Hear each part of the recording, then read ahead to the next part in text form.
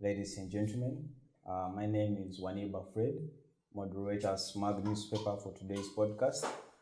For today's case, we're going to be discussing a hot topic which has been severely chewing the population at large. And if we speak of the population in quotes, we're talking about the youths. Not only the youths are we talking about, but we're talking about the teenage youths who are at most majority here.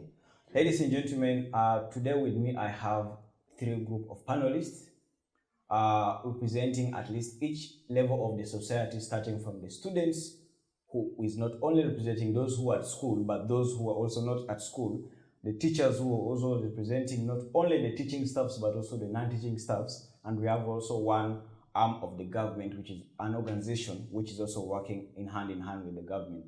Ladies and gentlemen, today we have on my right-hand side, I have Nancy Ivy, a student from Merryland High School, Senior 6 Vacist as for today's case, who will be representing the students. Right to my left-hand side, I have Madam Aciro Agnes, who will be representing the teachers at large teaching from Katikamu SDA School, Gayaza campus. And right to my extreme left-hand side, we have Assimwe Joshua, who will be joining us representing the he for she advocate, representing the organizations and working in hand with the government. Ladies and gentlemen, today we shall be discussing a topic that is not only a problem of the youth, but a problem that the whole nation should turn eyes to.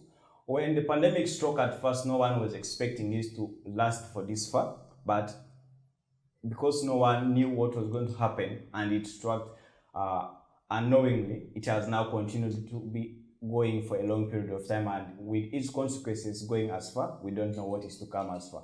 Ladies and gentlemen, today with me here, I'll give an opportunity to my panelists, starting from my right-hand side, Nancy Assimwe, to give us a presentation on how she looks at the issue of teenage pregnancies with the hashtag of #NoNeleKaleke chewing up with the population of today. Thank you so much, Fred.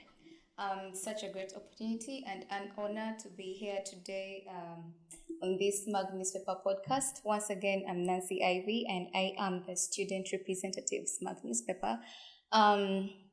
Without any wastage of time, allow me to jump into today's topic, which is teenage pregnancy. Allow me to give you a brief introduction about it. Teenage pregnancy is when a woman or a girl under the age of 20 years gets pregnant. It usually refers to teenagers between the ages of 15 to 19 years old. However, it can also include a girl as young as 10 years old. It can also be called teen pregnancy or adolescent pregnancy. Basically, Uganda has a predominantly young population, with 53% projected to be under the age of 18 years in 2020, according to the Uganda Bureau of Statistics 2020 statistical report. However, the country also has a high number of teen pregnancies. For example, 25% have started childbearing, with higher rates in the rural areas, according to the Uganda Demographic and Health Survey in 2016 report. Unfortunately, these rates are worsened by the COVID-19 pandemic lockdown and closure of schools. Different studies and media reports show an increased rate of defilement, pregnancies, and early marriages. For instance, in 2020, the Daily Monitor newspaper reported that there were 3,430 teen pregnancies. In Kitgum, there were 1,014 teen pregnancies. In Kabale, there were 200 teen pregnancies among schools in Kitgum and 130 teenage pregnancies among girls in Luengo district that were found to be married already. However, these are the few reported cases that we have so far, and the rest remain unreported. Well, speaking about that and an alarming number of teenage pregnancies, what do you think are the causes?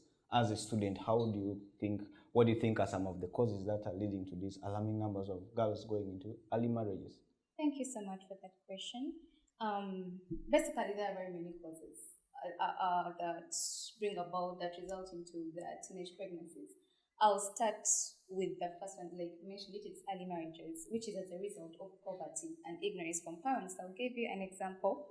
There were cases in the eastern region of Uganda, I would say the Busoga region, and these parents were literally poor and were selling off their girls to these old men just to get the expensive dowry, to get that money, to get that inheritance that they do not have initially. So that's one of the causes. Another cause of teenage pregnancy is defilement. We know that defilement is having sexual intercourse with either boys or girls under the age of 18 years old. And with defilement, there is no consent of whether the other person has given permission or the other person hasn't. However, the main determinant of defilement is age. Another cause is due to engagement in early sexual relationships with peers, especially those peers that do not have enough knowledge about the early pregnancies, about the teenage pregnancies.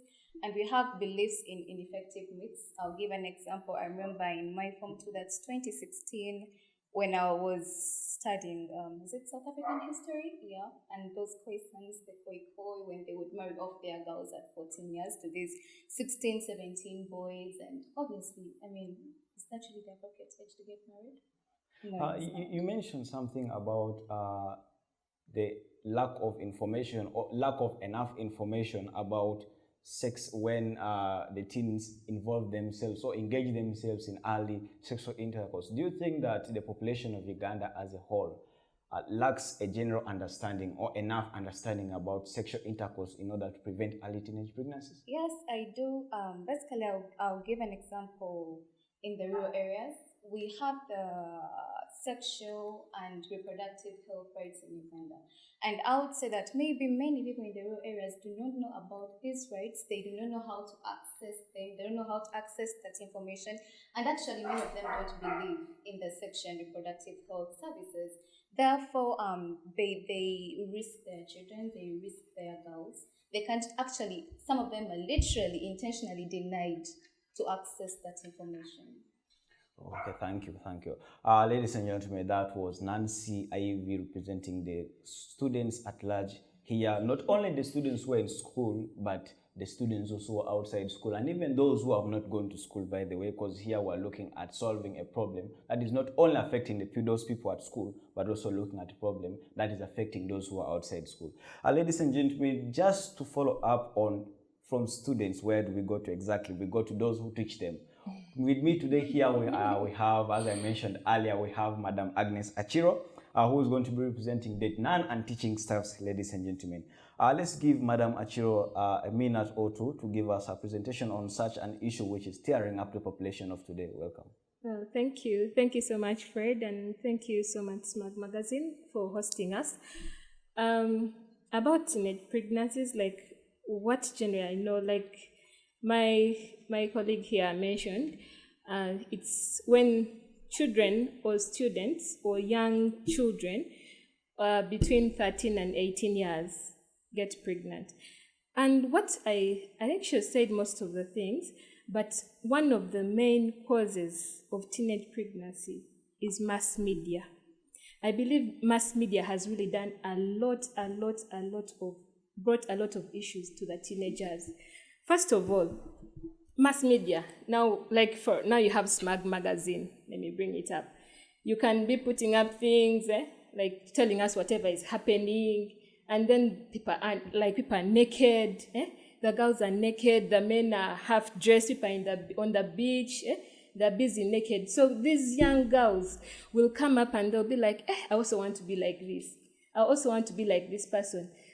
All of a sudden, the boys are coming up and they're telling them, let's go. And all of a sudden, the kid is pregnant. Well, so mass media really... You mentioning mass media, we're looking at an evolution. Because remember, back in the days, technology wasn't that advanced as for today. But since we have it now, what can we do? Do we have to regulate it, remove it, or replace it by something? Thank you very much. Just like you said it, we have to regulate it. So you have to know that this and this is what I'm supposed to publish, and this is not what I'm supposed to publish. So when you know that this is not going to be right, if the people are dressing badly, you tell them, please go dress well and come back when we take your photos or we do this, so that you publish it. But because I've seen my friend dressing like this, I'll also dress like that. So mass media has also been a really big challenge for the teenagers. Then another cause, as teachers, we are also another problem. We are going to advise the girls do this, but we are forgetting the boys. The boys are there, no one is talking to them, no one is doing anything to them. They'll go and impregnate those other girls even who are in the lower classes. Yes. So you will find that the boys are being ignored. So the boys are also supposed to be advised, like during these counseling sessions where we have the girls, we also put in the boys, we advise them, we counsel them. So we have to also work on that. Then another thing, pornography. Now, like in lockdown, most students have phones. Fred has been my student and he has a phone.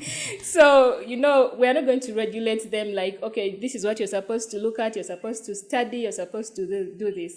So the government has to regulate what is supposed to be posted. Like if I go to Google and I put pornography, what is going to come up?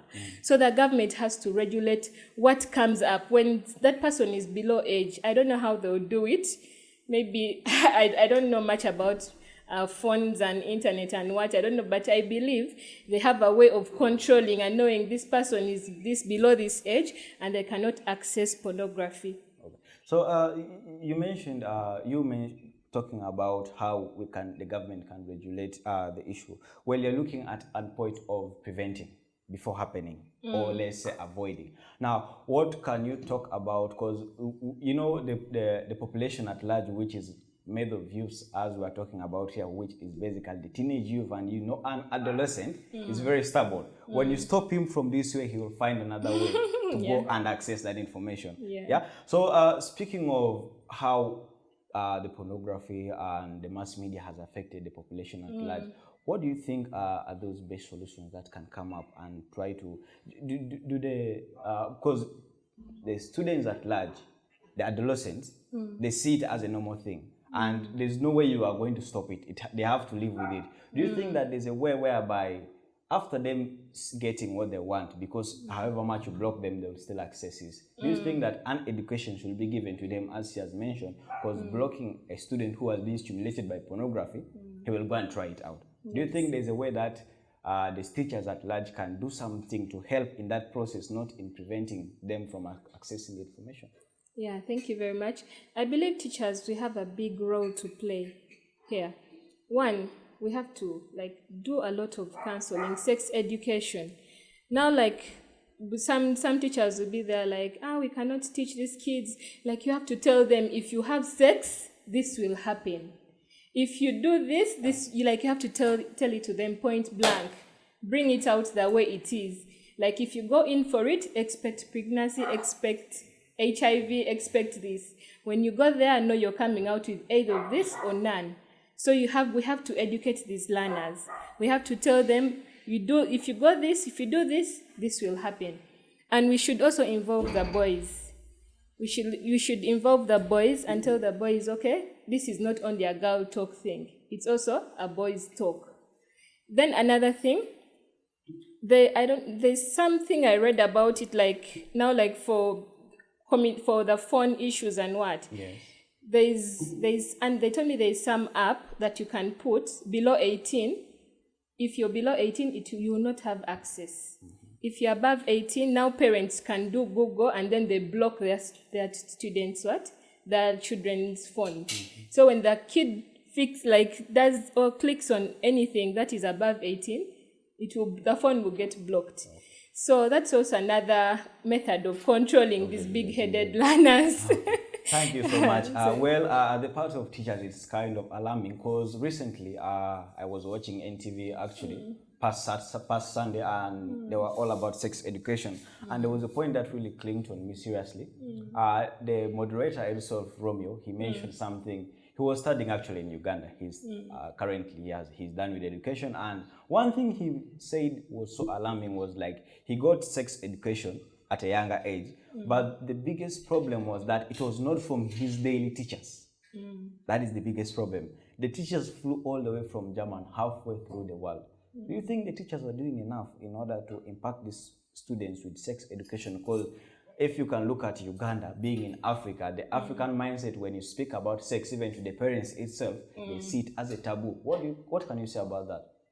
Yeah, I believe it's really a problem. Like some teachers fear saying this out. They'll think that when they tell the students, hey, when you undress this and this, you're showing your body, you're doing, they fear telling the learners. But what I believe actually the teachers also need training. They also need counselors to talk to them. Like, be free with these learners. Tell them this and this. Tell them the way it is. Give them an open book. Tell them this is this. So the teachers also need education. Like, because most of us are parents. Most teachers are parents. So we know what happens there. So sometimes you feel like when you tell these learners, they'll be like, that's madam, that's what you do. That's what you do. So we have to be free with our learners and tell them things the way they are. And tell them when you do this, this happens. We shouldn't fear our learners. I know our cultures tell us you have to wait for these learners to reach 18, and really by the time they reach 18, they know a lot of things. Now, like my kid, I have a 7-year-old daughter. Like, she can tell you things and you're like, what? Like, she knows things. So if you don't tell her, she will learn it from somewhere else. And it will be a bad So problem. yes, so you have to tell your learners, you have to tell your children what is really happening, because the world we are living in, it's really not a good place. Oh, well, thank you, Madam Aciro. We are representing the teachers at last, not only the teaching staff, but also the non-teaching staff. Well, to my extreme left, we have Assimwe Joshua, who was representing the He for She Advocate, an organization that is basically trying to bring out knowledge and impact information into the young population of today. Assimwe, what can you say about the issue which is seriously tearing up the population of today?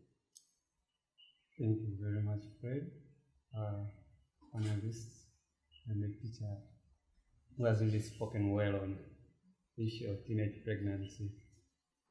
When I heard from a student's perspective, started drawing my thoughts back those days when I was in high school too. And when I was a boy in senior 2, she talked about mass media. And I remembered one thing. I had a friend called Paul Chirabia, and we used to sing these love songs to those young girls so that they can really feel they can really fall. They love, they can feel the chemistry which is happening. Yes, and she really talked about mass media, and she gave the perspective, and I remember, oh, so the issue of teenage pregnancy, it's not just a matter of the girl, the student, or teenagers. For us, when we are studying law, and they start teaching us about crimes and offenses, so she talked about defilement. Yeah, definitely. And she said defilement, if you get a girl of 18 years below 18 years, that is an offense. But when you study the law and you read it properly, you find out that even a boy of 17 years, if you engage with a woman of 18 years and she's pregnant, that's defilement.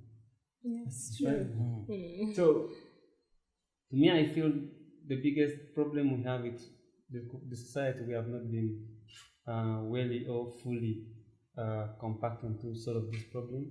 Because if we wanted to, we would eradicate it the more.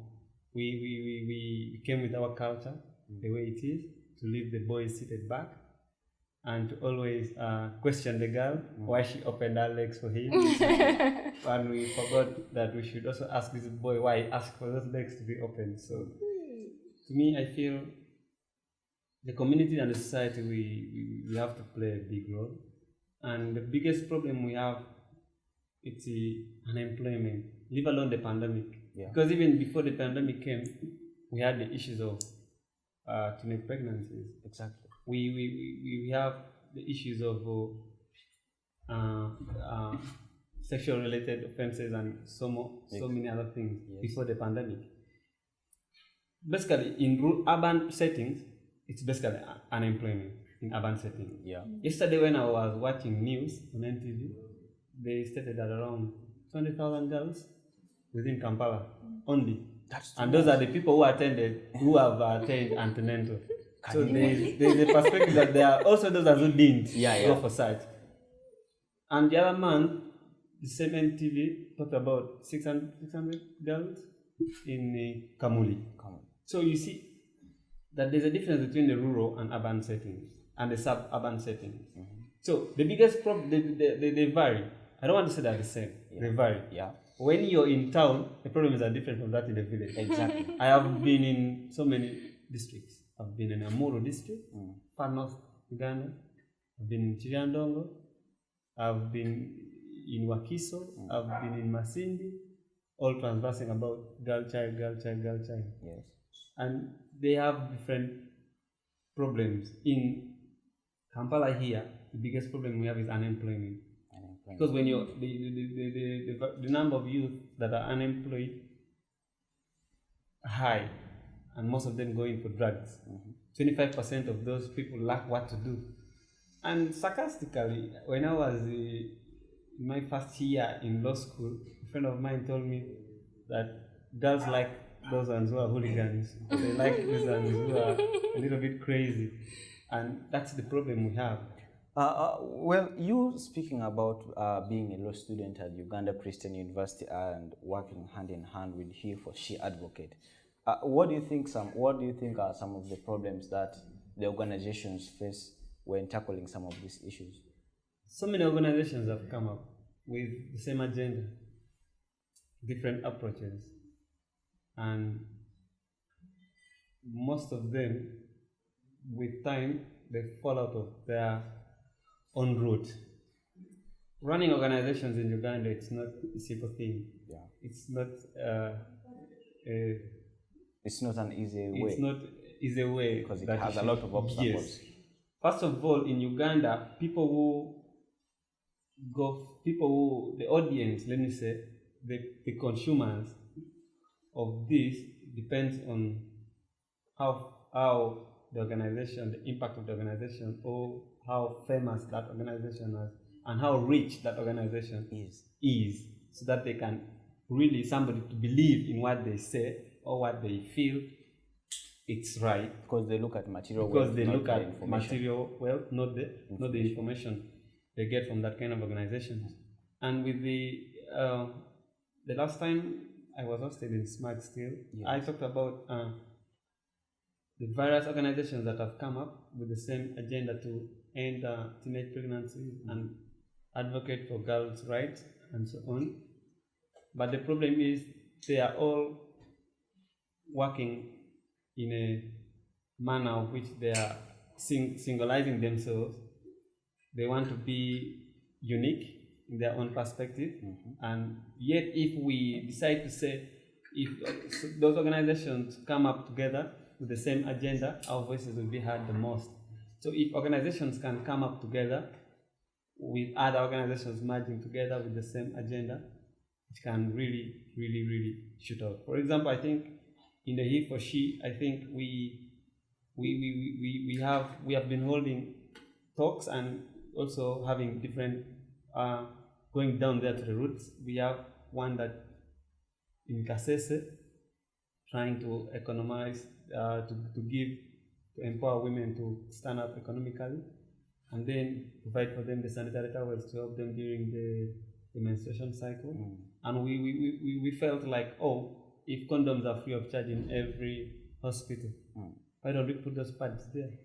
Let it be free of charge. The girls, let them attain them, so that if organizations can come up with such things, let's come.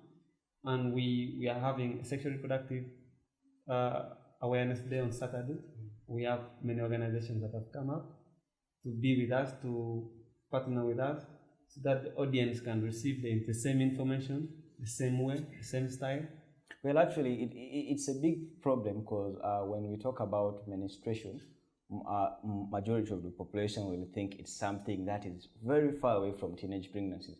But studies show that most girls, however much it's not that most, but at least a percentage of girls who become pregnant, they see becoming pregnant mostly in the rural areas. They see it as a way of escaping their menstrual period, because once you become pregnant, you don't menstruate for 9 months. So basically, they see it, instead of them going through all the trauma because they don't have the necessary materials to sustain them for 9 months, they go for the simple method. I want to disagree with you, Fred, on that matter, because I feel the issue of menstruation, there's no girl who doesn't know that if they don't. I don't think any girl doesn't know that once she's pregnant, there will be no menstruation, and I don't think that there's anyone who will say when I engage during my menstruation times, I won't get pregnant. Because that one, I think I learned it in primary 4. Those are the things they taught us in primary 4. Well, it's actually breaking news that you learned that in primary 4, but I didn't attend that, and I attended it in senior 3. So in senior 3, because I think the difference is in my primary school, I studied in Chiriandongo, in Chigumba Center, and our science teacher was a very open mind. He could speak. He taught us the things of sex when we were young, and he could tell us stories that there is a girl in my village whom a teacher told her, if you sleep with a boy, you get pregnant. So the boy told the girl, okay, let us not sleep, let's just stand well. Well, actually, it's a good thing. And so with that, I think the perception was earlier on enough. And we came up growing, we know that when you engage in sex, you become pregnant. You become pregnant. And as time went on, in my primary, I came to secondary knowing about use of condoms.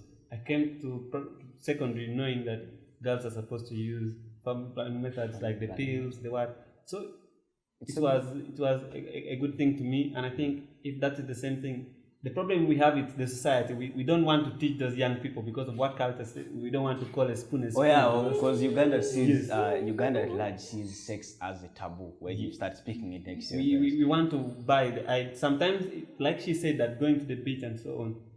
We want to buy the ideas of the whites, and we want to implement it today, of which it has a long impact. So basically, back to our student here, Nancy Ivy. Well, we cannot. There are some issues whereby you can stop them before happening.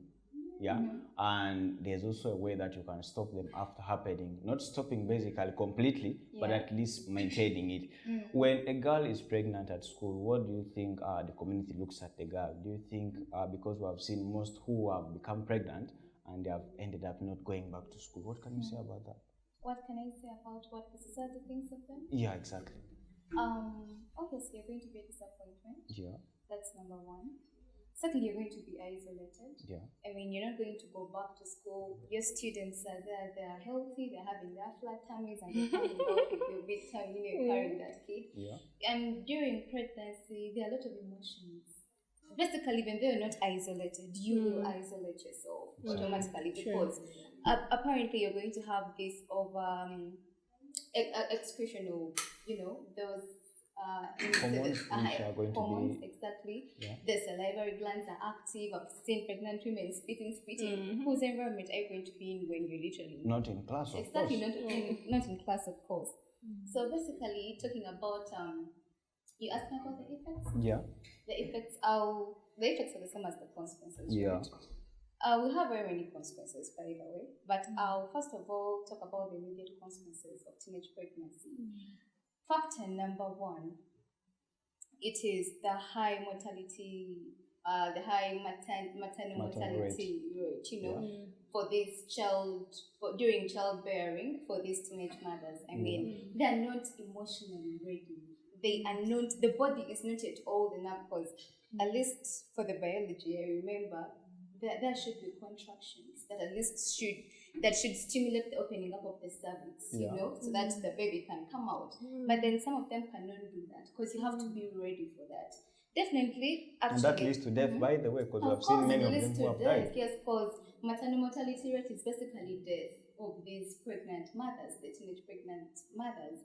And secondly, another serious effect is frequently conducting unsafe abortion methods. Exactly. There is no girl that wants to be pregnant when you're young. Especially, let me talk about the kids in Kampala, the girls in Kampala. Yeah. I mean, there is a lot of slayage in Kampala. Let me call it slayage. In the students' language. Exactly, in the student language. And you're seeing these people are putting on those nice, let me say, sexy dresses. And you're definitely going to have you're going to put on these, what are they called, madam? What are they called? When you're pregnant, maternity dresses. Okay. I mean, you feel uncomfortable, and actually, talking about the boys themselves rather, you're having a boyfriend. The girl is having a boyfriend, and they've obviously had sex and everything. And then this girl comes out to tell the boyfriend that, "Yo, sweetheart, I'm pregnant," or baby, whatever. And then the boy's like, "You're pregnant?" I've heard about this. Actually, I've watched it. I watch very many Filipino series and many Ugandan. Okay, I've watched a bit of Ugandan. Or maybe I hear people saying this that I mean, yeah, in of denying it, you're saying we don't give birth. I mean, the guy is saying he's impotent. If he doesn't say that, then he's going to tell you to get rid of that baby. Actually, there is one time a friend of mine who called me. Yeah. He was like, "Ivy, I need 200,000." I was like, "What? 200,000?" Asked him what for. I was like, "My baby is pregnant and I want to abort. But I don't know how much the abortion is." Of course, I couldn't help him. Yeah. I told him, you either keep the baby or find another way of aborting. But of course, if he cannot afford the 200,000 or 500,000, obviously you're going to have unsafe abortions. And then there's this another story I heard from a friend who impregnated a girl, and they basically had to use Benson's in someone's room. I don't know how they carried that out, but there is too much bleeding after abortion. If you do not get that maximum care that you need after abortion, and actually, I don't know if abortion is illegal in our country. Yes, speaking of abortion, right at our extreme end here, we have Assimwe Joshua. Speaking of abortion, you with the knowledge of the Uganda Law Society. It's illegal. Yeah. Is it illegal or it's legal? It is illegal. But is there are there laws in Uganda that really govern? That's murder. It's Murder. Now, speaking of that, Assimwe, speaking of that, recently on NTV, a girl was impregnated back in Wakiso district, and she was taken actually to the police station. But the police themselves, they didn't know what to do because they were stuck. The perpetrator was even threatening. What can you say about that? Do you think the laws in Uganda are kind of losing? They don't have. I don't think the laws in Uganda are losing. That's the perspective of everyone's mind. But we have seen nothing has been done actually to this girl. The law actually, it's a balance. If you know how to play with it, you get away with it. So but the law is not losing. What you're trying to say is that when the perpetrator plays with it properly, he goes. However much he's in the wrong. He can. So that exactly that's. But that's that does not mean the law is losing. We have the laws. Abortion, first of all, it's murder. If you commit it, you go to imprisonment for. Okay. In a scale of 1 to 10, how many people who have aborted have been arrested? We have cases. We have scenarios where people have been arrested for abortion. Is it greater than a half of? It's not greater than a half. Exactly. But that's because I think the level at which the abortion cases are reported are less. Yeah. And are not taken for serious. Exactly. There are offenses where people take it for serious. And everyone is keen on it. But with abortion, it comes in with psychological effect. It comes in with societal, where if somebody carries out abortion, maybe, for example, if, let me say I make her pregnant and she aborts, we have been in love. Do you think she'll want me to be in prison? No. No, of course. That's it. No. She won't. No. Speaking of that, Well, recently, I've been speaking to one of the members of Rich Hand Uganda, who also deal in the same knowledge of early teenage pregnancies, and there was a story that they listed out in Kalangala. There was a man who actually impregnated her daughter with triplets. So you can imagine the amount of stress there. But what happened was that this girl never knew what to do, and they had to abort the baby. But up to now, however much the information has come out, nothing has been done. What can you say about that? The first thing I want to say is, you're talking about teenagers. Yeah. If a girl is pregnant at first sight, she will not know enough. I don't think she has the knowledge. But the information has reached even as far as me, and I've given it back to you. Let me first answer that. The knowledge is not that wide into her. When she gets into abortion, I don't think the first thing that will come onto the head of the girl is to report this case. I don't think that's They'll the actually thing. be afraid. The thing is, she's Because going to be afraid. Me too, I'm going to be afraid. Yeah. There is information. Yeah. But how will this information reach to the population? The percentage of Ugandans, we think they know how to read and write. Yeah. We think they are easily getting access to this information. But the truth is they are not. The level at which people who speak English in Uganda and read it fluently. Yesterday we had, because I'm a poet, I write about love stories too. I have a novel, Running After Love. My high school days. Yeah. We partner. I think you know Sharon. She would have told you about yes, a exactly. play I wrote with her about rumors of love. So the level at which literacy has been connected to Uganda is less. It's only that our understanding is that we think people know, but in actual sense, people don't know. The thing is, the population now is, let me use the word become as specialization. The youth today are specialized in getting their information. If you get somebody who loves football, will only focus on football. So they will not mind of getting information about reproductive health. Okay. Well, so that's the thing. The society, the community, if you, like you said, the man, everyone has had. But now we have also limitations in our organizations. You cannot just go there to Kalangala and arrest that man. But you can use the police. Because there's a law that stands for that. The police of Kalangala they have had. That's why I told you before, when we had our background, we need to involve the local leaders. They're so important, but though we ignore them the most, we need them the most. The LC1s and so on, we need them. The LC2s and the councillors, we need them. But we ignore them. The youth leaders, we need them. But we are ignoring them. We are giving them the time to enjoy their money, stay there in political atmosphere. We forget that there's a social part of it. I'll cut you there. If the LC1 of that community and the police can get it, then it's okay. Yeah. Well, as we're running out of time, Madam Aciro Agnes, what can you say from a teacher's perspective should be some of those solutions to tackle this issue? Because it's really something which is really big. What do you think the teachers themselves can do, since they are the people who drive the community at large? What I think the teachers should do, first of all, teachers should, like, counseling should be emphasized. Like, actually, it should be like a full lesson. Exactly. Like, they put it on the timetable and they said it's a time for guidance and counseling. Yes. Then another thing, parents, we need to talk to our parents too. Yeah. Like, because I'll advise the students at school, then the parents, they go back, they get spoiled from there. Exactly. So we have to also talk to the parents, because not every parent can talk to their kid. We have to tell them to be free with their children, so that those parent-teacher days at school, like we should encourage the parents to talk to their children. So we should not look at sex or pregnancies as a taboo. Yes. But something that we can live on and go over. Because these things happen. Like, someone will get pregnant, and what will you do?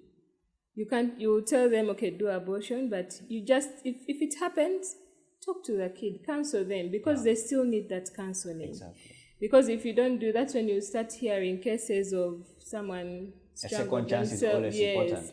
So you also give them that time. You talk to them. And when it has happened, talk to them, counsel them. You tell them they can even go back to school after giving birth. Thank you.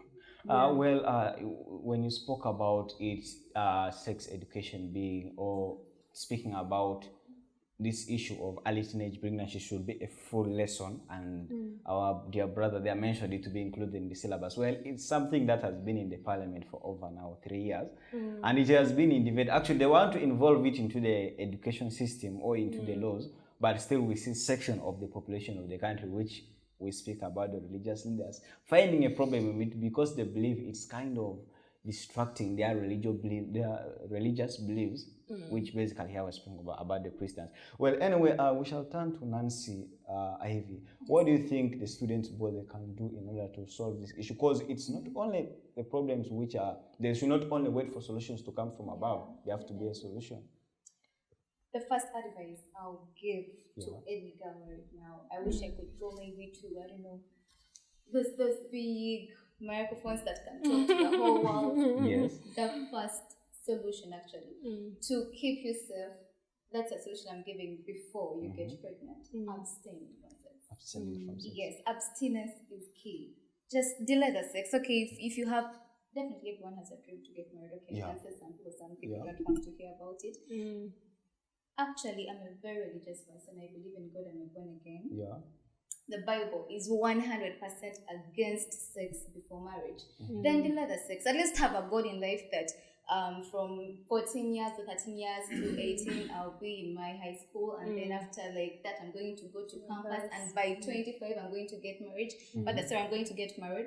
So, I mean, have a goal at least. If you feel like abstinence is so hard for you, then have that goal that I know I won't die before 25 years.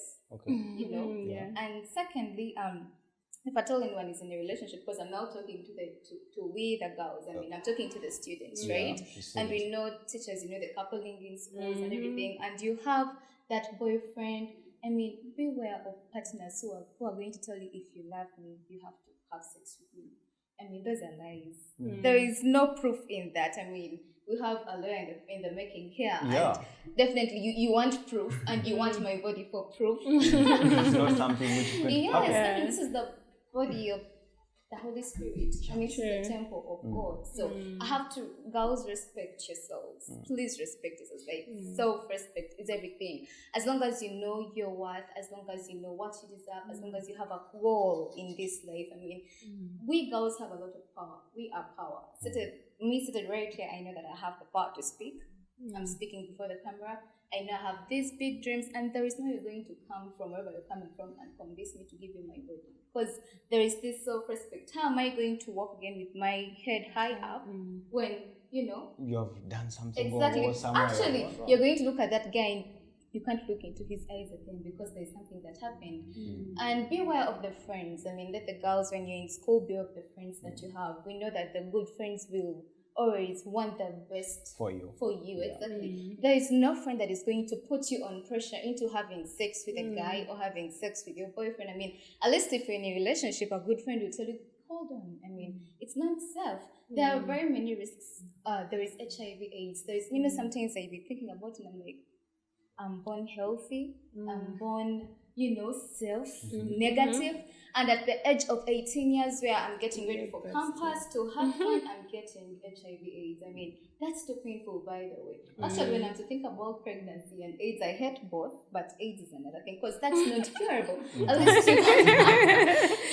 you can maybe abort and you still move on, or you can give birth and then you stay at home and take care of your child. But HIV/AIDS, I mean, that's something else. You become very, very insecure. Okay, well, thank you for that, Nancy Ivy. Well, her information is very clear and bold to us, the youths at large there. Most especially, we're talking about here the teenage youths there, and not forgetting the adolescents at large. Ladies and gentlemen, please, the teenagers outside there, please abstain from sex if it is not needed, and at most cases, it's not needed. Both your religions and even you at yourself, you look at yourself and ask yourself, why should I go into this? What are the impacts and how will it affect my future? Ladies and gentlemen, for that, we're proudly and very happy to discuss a topic about early teenage pregnancies with the hashtag trending all over social media platforms. You can check out Smag Newspaper on Google. You can check out Smag Newspaper on Facebook, Smag Newspaper on Twitter, Smag Newspaper on Instagram, and Smag Newspaper on YouTube. Not forgetting Smag Newspaper on the popular app, which is very trending among the youths at large, they're outside there, on TikTok at large. Ladies and gentlemen, for us and for me today, my name is called Waniba Fred. I remain the moderator of Smag Newspaper. We're happy and glad to say good afternoon.